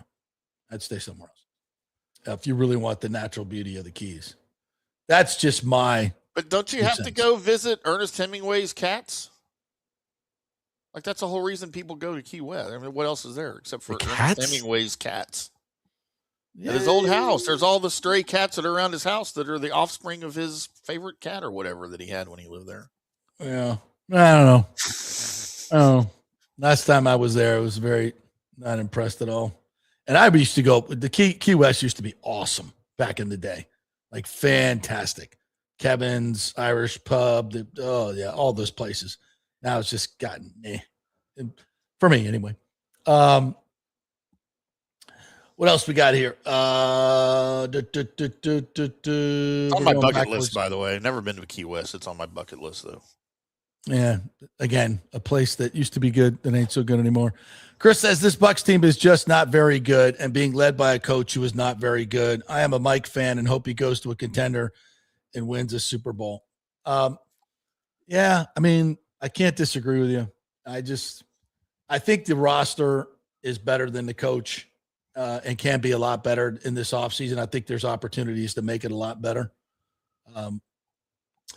Alejandro Noriega says, Scott, I respect you, brother, but that take is kind of stupid because Mike isn't going to be a focal point to other offenses because everyone is going to go younger. Again, love Mike, but his hamstring issues. I don't know, man. I disagree with that. Alejandro, I think if he went to Kansas City, he would be the focal point of that offense. He might be the focal point in New England. Yeah, I think so. I think both those places. And because a team's not going to – well, definitely Buffalo. Yeah. They need a quarterback, though. You are not – that's my hot take. It's my hot take. You're not going to spend $20 million on a wide receiver, and he won't be – make him not the focal point of your offense. Yeah. I agree. Listen, you can find younger – faster receivers, but they're not going to be Mike. They're not going to be Mike. It takes a while to learn how to play it in this league at that level. It took a while for Mike to learn, but he's as good as they get right now. I think he's still one of the top 10 receivers in this league if he's healthy. The beginning of the season, I would have bet, and I think I did bet. No, I did not because I think I was a little worried about the injury factor. That Mike would have had a 1,210 touchdown season last year had he stayed healthy. We talked about it. Yeah. So good. Chris Cole says Evans is not uprooting his family and moving to a cold weather city. And LVD said there was a 0 chance of returning if Bowles was fired. But that's why we kept Todd Bowles so Levante David would come back. Come on. Seems silly. If we did, that is a horrible miscalculation. Again, none better than Levante David as far as Buccaneers and legacy. I mean, he's top 10 player all time and on this team. Ring of Honor. I think a Hall of Famer when all is said and done, when people digest the numbers that he put up. But that being said, his time has passed. That's a position that demands athleticism at peak level, and he's just not there anymore. Yeah, I think he had to have his knee drained almost every game last year. Those things don't get better at age 35. I mean, if you're bringing back Levante David to be the centerpiece of your defense, you're not getting better. You're just not. And you got to get better. You got to get faster. You got to get bigger. You got to get more physical on the defensive side. He just doesn't bring any of that anymore. Great dude. I mean, if he comes back in a complimentary role, I can see that. If you have another really dominant number one linebacker, and so him as, now the Robin, not the Batman, I could see that at, $6 million a year. Sure. That's fine. Is that the way you want to go out? I mean, I don't know. It's up to him. But counting on him to be the centerpiece of your defense and run the defense like he has for the past 14 years, I think that's a mistake. Nathan wants us to draft OSU McDonald. Isn't that a song? Is that Old McDonald? Old McDonald went to OSU. Man, you love your big defensive tackles. Who doesn't, Nathan? Who doesn't? And you can't have enough of them. I agree. Sergio says the Bucs are not getting Crosby or signing Mike. They have too many needs to give up draft picks. I would agree with you. I don't think it's happening. I'm just saying if I were Jason Licht, that's what I would do. So the Bucs are going to trade for Max Crosby, and in a corresponding move, not to be outdone, the Lightning will trade for Sidney Crosby. No, not happening. It'd be interesting. I will say this, though, and we're going to do some Lightning talk in a second. I sense JBB's loading up. You want to talk about a guy that likes to make a splash? He and Jason Licht are cut from different cloths. And I'm not saying one's better than the other. They both won championships. So, but I like the JBB. It's better for business. There's always, waiting for the draft and no free agents. Come on, Jason, give us something to talk about. Good God. Come on, man. All right, one more from Joel Forsler says, no idea why anyone would think Todd is going to change. It's been the same shit the last few seasons. Let's remember that 2024 was the true wasted season. Todd's defense booted 3 to 4 games that season. At least. I don't know. Last year was pretty bad. That collapse was epic. That freaking collapse was epic. How do you go to the bye week 6-2 and then lose 7 of 8 with that and schedule? Playing really well. It's not like, I know early you squeaked out a couple of close games. And you got the players back. Yeah. Like it was a cakewalk last part of the season, getting players back. And you regressed horribly because you gave them 6 weeks off. Like, we got the bye week. Get out of here for 10 days, whatever the hell. They didn't realize the season started back up is the problem. Yeah. You got to come back and play. Man, that was such a whiff. Bruce Arians says, I would be very, very surprised if Evans leaves. Bruce Arians has said a lot of things. Yeah, I love Bruce to death. Oh, me too. But, yeah. I'm not so sure he's as connected as everyone thinks he's connected. I think Bruce, he's a very sentimental guy. He loves his guys and he promotes them, and ain't nothing wrong with that. But if you're going to make objective calls on things, I don't know if Bruce is the guy. He's going to promote his guys. And look, Aaron Leftwich is the greatest offensive coordinator in waiting. I don't have ties to Bruce Arians whatsoever. But I love Bruce Arians. I always liked him as a coach. I lose a little bit of faith in Bruce Arians and his knowledge every time I see him on the Pat McAfee show. I just lose a little bit of respect. Not sure why he has to expose himself to that fiasco of a program. But you know what? It's fine. If that's where he needs to be. You can come on here, Bruce, and we'll let you say the same things here. And it's a much more respectable program. Yeah, we got to get him on the show. That's my bad. I haven't pushed that enough. He said he'd come on anytime, so we need to get him on. So stop bad-mouthing him. I'm not bad-mouthing him. I'm just saying stop going on that show. Come on this one instead. Pat pisses me off a lot, but I love what he did with the hockey team. That was Oh, for sure. That was it was awesome. kind of a no-brainer win-win situation for him, but and he still got shit. And he still got shit. And I love his response. You think he everybody. cares? Yeah. No, go F yourself. Yep. I had one of those moments this morning. Yeah, I didn't do this for y'all. I did it for them, and that made him happy. I ran into a Karen this morning. Oh my gosh! Did you lay her out? Wait, where? You didn't even go get coffee this morning. Where would you have met a Karen? I got a great morning story for you. We'll do that when we come back, guys. You tease the Karen moment. You guys can't go anywhere. I know you're not going anywhere. We are brought to you by the great folks at Third Generation Plumbing and AC, the dynamic duo working with American Standard Heating and Cooling for all of your HVAC needs. If you listen, we're heading into the hot summer. It's coming, folks. All right. So, you got to have your unit at peak operating condition. Get the maintenance plan, folks. And that's not Viagra. That is $169, gets you 2 visits to Third Generation Plumbing, and they also do AC. They'll come out, they'll clean your drain lines, top everything up, make sure everything's in good working order so it's at peak efficiency, and you will avoid that crazy call from your wife that's like, oh, the AC went out. And you're going to have to pay the emergency fee, which is way more than $169. So I'm saving you money. I'm keeping your unit working in top condition, and if you need a new unit, you go with American Standard Heating and Cooling, and they'll install it for you. Third Generation Plumbing, give you a great deal and give you great financing. ThirdGenerationPlumbing.com is where to go. The website. Call them if you need them. Plumbing, AC, anything around the house, mechanical, they can do it. Back in 3. Italiano Insurance would like to congratulate the Bucs on their 50th anniversary season. And you know what? We've been here for every season and then some, over 60 years in business. We've seen some smart coaches with great game plans, but if you don't have flood insurance or business insurance, that's a terrible game plan. That could ruin you financially. You don't want to take that L. So call 813-877-7799 and let their friendly agents quarterback your insurance and save you big money. Italiano also sponsors our FSU report every week, so go Noles.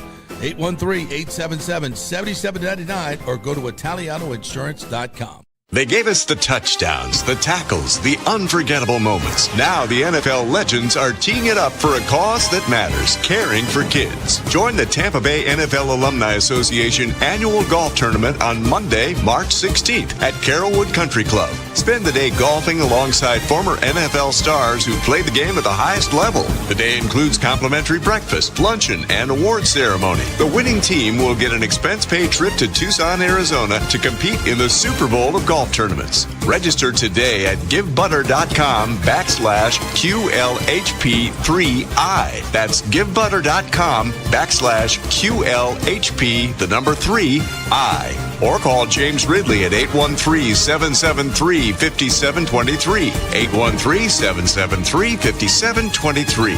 Sponsor limited. Register today. Monday, March 16th at Carrollwood Country Club. Play golf, meet legends, impact local kids. Sponsorship still available. Experience the art of driving at Genesis of Tampa, where luxury meets innovation and every detail is crafted for you.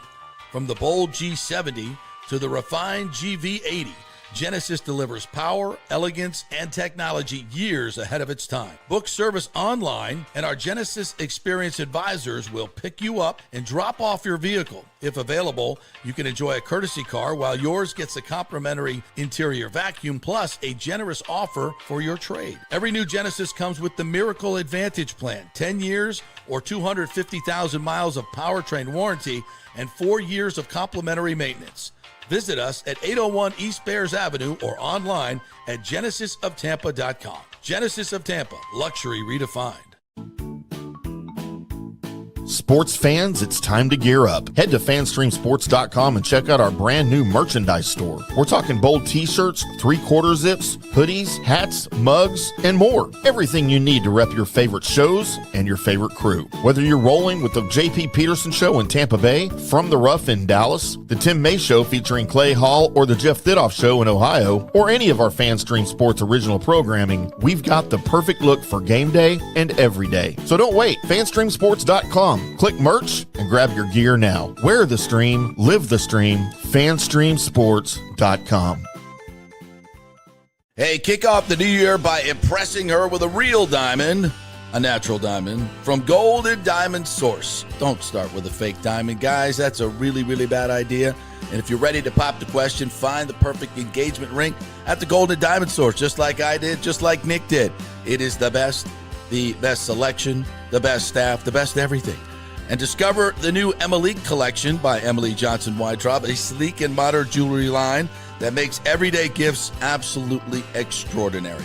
And by the way, gold prices have never been higher, so turn that old unused gold into cash or a stunning new piece. Just take it on down to the Golden Diamond Source and trade it in. Lots to get done at the Golden Diamond Source this new year. Start with an engagement ring from the greatest, the Golden Diamond Source. 3800 Omerton Road, always online at the Golden Diamond Source. It's a love you give only at Golden Diamond Source. JP here for Riveters, our new official sports bar and grill of the JP Peterson Show. And just like our show, no BS, no corporate chain feel, just amazing, authentic folks serving great comfort food in a casual atmosphere at unheard of prices. Riveters is located just south of Raymond James and Steinbrenner Field on Dale Mabry, walking distance to the park, so free parking, great place for pregame and postgame. Let's talk about fresh food. Nothing is frozen. Burgers, wings, prime rib, roasted fresh daily, never frozen. That makes a huge difference. The mahi, the salmon, also super fresh. All our sauces are original recipes made in-house. Our Warhawk chili and fully loaded potato soup is made fresh in-house. It's the best food anywhere, served by people who actually care. Riveters on Dale Mabry, just north of 275, just south of where the Bucs and Rays play. We'll see you there. Hey folks, Rays baseball and the summer heat will be here before you know it. So don't let your AC unit strike out and cost you hundreds or thousands for an emergency repair. Get a 1-year maintenance plan from Third Generation Plumbing and AC for just $169. Though will come out twice a year and service your unit. Clean the drain line, make sure it's running to peak efficiency. If you need an emergency repair, it's going to cost you hundreds, if not thousands more. It's a no-brainer, guys. Just call the great friendly folks at Third Generation. They work with American Standard Heating and Cooling to ensure you have the most efficient and durable units. Their split systems offer the highest efficiency available while reducing energy bills and maximizing comfort. So choose my guys, John Rodriguez and PJ at Third Generation, along with American Standard Heating and Cooling. Don't wait for the emergency that'll cost you thousands. Call Third Generation Plumbing and American Standard. 813-961-8024. That's 813-961-8024 or thirdgenerationplumbing.com. Let's go. Right now, back to the show on FanStream Sports. All right, welcome back to the JP Peterson Show, brought to you by the great folks at Cafe Paradiso. My man Paolotini over there. Looking for a great Italian meal, traditional Italian, you cannot get any better than Cafe Paradiso right there on South McDill. Absolutely fantastic atmosphere. They've been doing it for over 30 years there. So if you like the traditional lasagna and the chicken marsala and the branzino, which is a sea bass, and the farfalle salchicha, the sausage with farfalle pasta. Oh, fantastic. I need to go there tonight. I think that's tonight's fare. After the Rays meeting at HCC tonight, 6:30 to 8 o'clock, maybe O and I will head over to Cafe Paradiso and get a great Italian meal. Shut up. There we go. Yes, on Olive Garden. Yeah. All right, a couple of quick notes here. The Lightning have just brought up Connor Geekie for tonight at Minnesota. Mm-hmm. They're playing at 9:30 tonight. Puck drop on TNT, by the way. So check that out. Gone over to River. I'll be watching. I'll be watching from Olive Garden down the street. So Gage Gonzalez and Dominic James probably not going to play on this road trip. And we should find out more on James today. He took a really, really bad fall this past game, got kind of rolled up on. So Connor Geekie comes up. He's been playing pretty well at Syracuse. 14 goals, leads him with 37 points, or 37 assists. So I think 51 total points there. Big kid, 6'4", 212. He played a lot up here last year. Get some seasoning down at AHL. Syracuse, a plus 14 rating. I think this kid's going to be a really, really good player in this league. Still, 21 years old, 11th overall pick a few years ago. So 22 in May. Turns 22 in May, yeah. So he'll get his chance to come up tonight and see if he can stick around for the playoff run. It'll be interesting to see what line he's on and how he plays tonight. So that's Lightning update. If you want to go check them out tonight at 9:30 against Minnesota, third best team in the West. Really, really good hockey team. So we'll see Quinn Hughes in that group. And the Lightning have played like these first 3 games back. I believe he's from Strathclair, Manitoba, eh? Is he? He is. Oh, Strathclair, Manitoba. I've been to Strathclair, Manitoba, eh? Have you really? I have. Is that out west? It's in Manitoba. It's in Western Canada. Yeah. Okay. Yeah, he's which is one of the most beautiful places. Small town kid, yeah. Yeah. All right. So let's see if the Lightning can get back on it. Cooper said yesterday they finally had a practice, which is the first practice they've had, I think, since February 4th, in terms of full team practicing together. So hopefully that they got kind of back to normal and their fits and everything, and they'll play a hell of a lot better than they did in these first 3 games, And, again, we got to see what Lilleberg and Hedman and McDonough, these guys who haven't played a lot together this year, and the other guys that were in there, Destu, Carlisle, obviously Radish, and all these other guys have played so well together. So they got to get it back. They got to get it back to where it was, and hopefully on this 4-game road trip we will do so. So Geeky is in. The Bucs, little Bucs news just came over. That whole survey that comes out with the NFLPA where the millionaires are complaining about the billionaires. No interest in that whatsoever. But this one, I think, is a big deal. Buccaneers ranked number 1 in customer service for the 12th consecutive year. Wow. Continuing to set the NFL standard for season pass member experience. So if you go to the Buccaneers and you buy a blender and the blender doesn't work, they're okay taking it back from you. You get a 5-star. So yeah, they do these. All NFL teams do these surveys, third-party surveys every year, and once again, the Bucs ranked number 1, the 2025 Voice of the Fan report. Record-setting customer service performance in overall season pass member satisfaction, exclusive benefits, prestige, sense of being valued, value exceeds price, and communication. Tampa Bay's customer service score was the league's highest rating in Voice of the Fan history. Wow. So congrats to Brian Ford, who really does lead that effort for fans first, and they have done a phenomenal job with that. So congrats to them on that, treating their fans with great respect. Love to see that. That's what it's all about. This is another quick story. Have you seen this one? Luke Cornett of the Spurs is not happy with the Atlanta Hawks, who are going to have Magic City night on March 16th against the Orlando Magic, celebrating the great culture of Atlanta's strip clubs. Yeah. They're going to have the world famous Magic City lemon pepper wings available. T.I. is going to perform at halftime, and they have co-branded gear. How great and Luke Cornett is not having any of it. He says in a statement, the NBA should desire to protect and esteem women, many of whom work diligently every day to make this best basketball league in the world. We should promote an atmosphere that is protective and respectful of the daughters, wives, sisters, mothers, and partners that we know and love.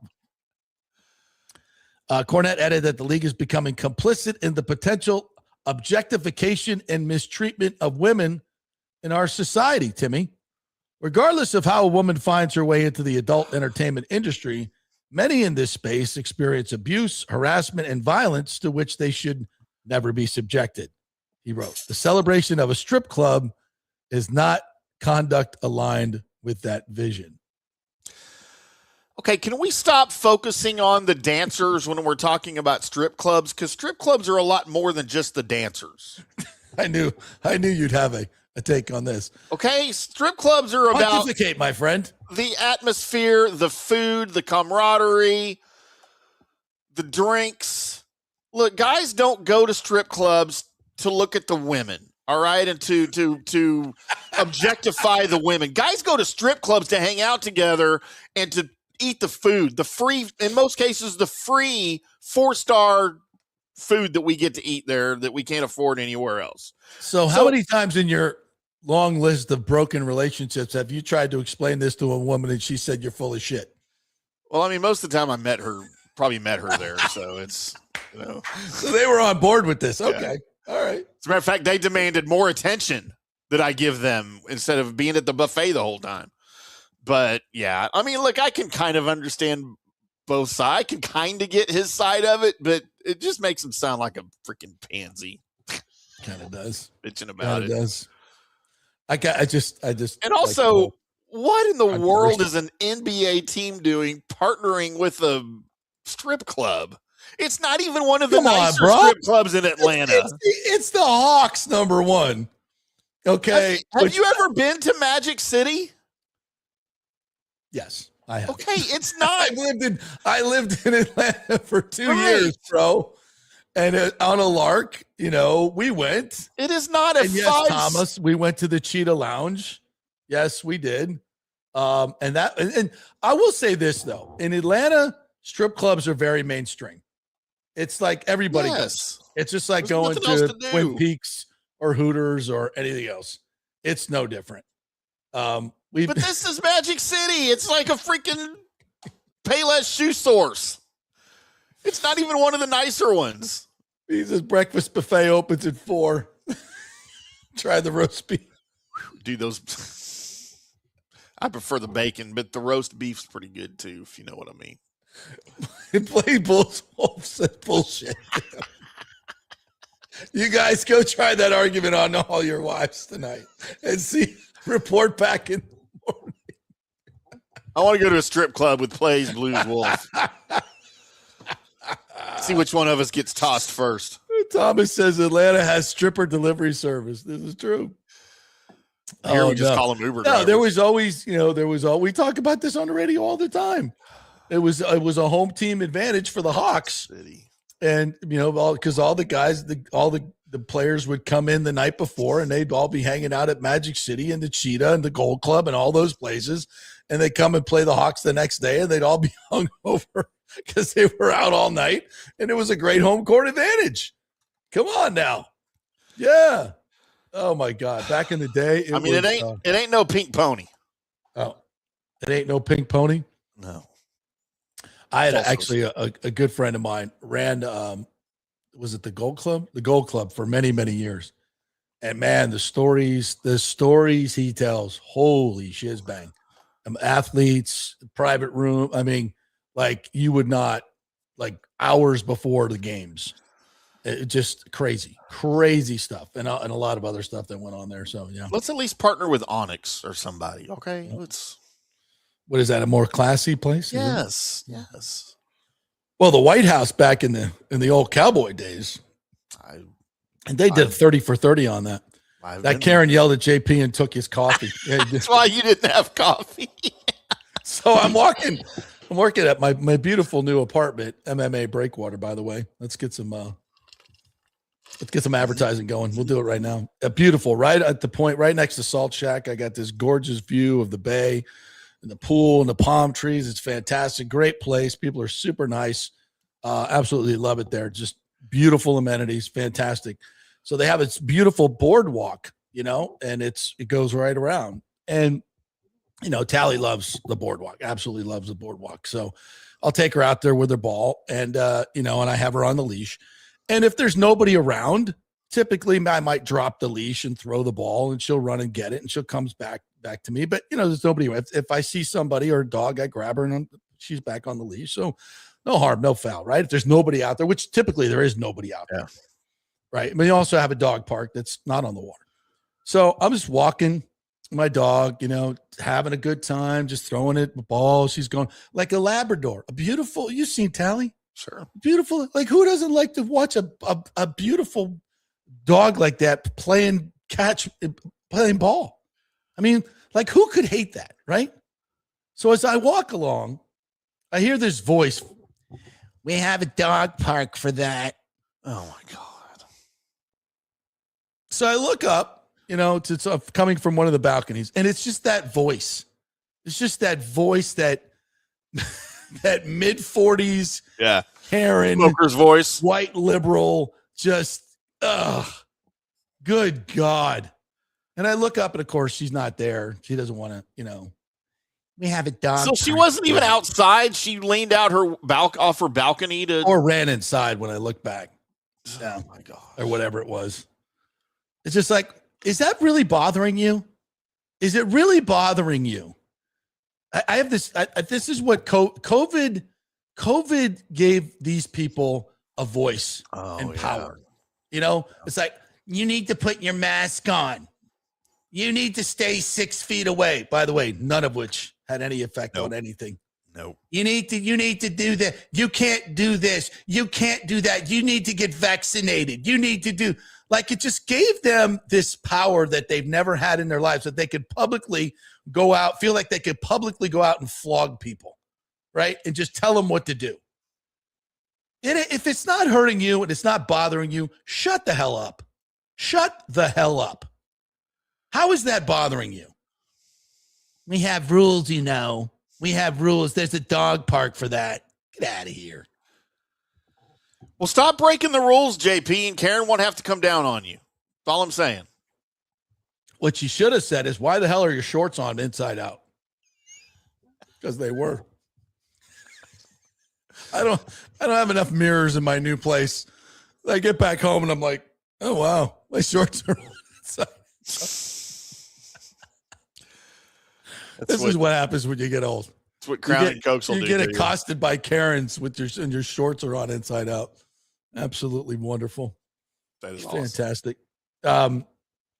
All right, what else did I want to get to? Oh, the WBC starts up. What, this week? I'm really interested in this. The American team is like it's Thursday, I think, right? Yeah. Here you go. Manager Mark DeRosa said Monday that Logan Webb, Tarek Skubal, Paul Skeens, and Nolan McLean are lined up to start the first 4 games of pool play in that order. Good luck with that, boys and girls. We play Brazil at Dakin Park in Houston. Is that what they call it now? Dakin Park? Yeah, that's the old Enron Minute Maid. Yeah. Skubal will then go against Great Britain on Saturday. Skubal's pitching against Great Britain. Oh my God, we got to get Paul Stewart on, who was a alumni of the Great Britain World Baseball team, and like, bro, which one of you limeys is going to hit Skubal? They may not make any contact whatsoever. By the way, how about those uniforms? Oh, I like it. Like it. Yeah. Love it. Love it. Love it. Love it. And Skeens will go against Mexico on March 9th. Ooh, that's going to be a good one. Mexico can play, obviously. Rosarena playing for Mexico. Right. So I'm looking forward to that. Looking forward to it. You guys looking forward to it? Aaron Definitely. Judge. Oh, there's a speech he gave to the Team USA. Well, I want to see that. Do we have a lineup? I don't know. But the fact that finally USA is really leaning into this, I'm excited about it. You going to watch? I'm going to watch. I'm going to watch a lot. Oh, definitely. And you know what? I'm even pulling for the U.S. Why wouldn't you? There's no. Well, because I don't normally. Mm-hmm. It finished the day off with Lonnie Williams saying that Karen must be part of the anti-stadium, anti-beach renourishment people. They're anti-everything, bro. They're anti-fun. Yeah. I'm anti-Yellow Labs playing ball. Like, when you're anti-that, like, how bad is your life? How horrible is your life? Just take the big swim, lady. Take a jump off the balcony into the water. Keep swimming till you get tired, and then just quit. Do everybody a favor, please. Please. All right. On that note, we'll call it a day. We will be doing an Orestes Destrade show. He must be delayed this morning for some reason, but I'm sure he will be in here soon, and we'll have a whole fresh Big O show for you coming up around 12:30, 1 o'clock. So keep it on this channel, and we will have it for you. Or you can enjoy it later as a podcast or YouTube or wherever you want to watch it on Facebook. Or at fanstreamsports.com. It's always fanstreamsports.com. You can always go right there. Fanstream Sports Tampa. Don't forget to like our new Twitter there and subscribe and all that good stuff. Thank you guys for joining us once again. We will be back tomorrow with more fun and frivolity. See you then.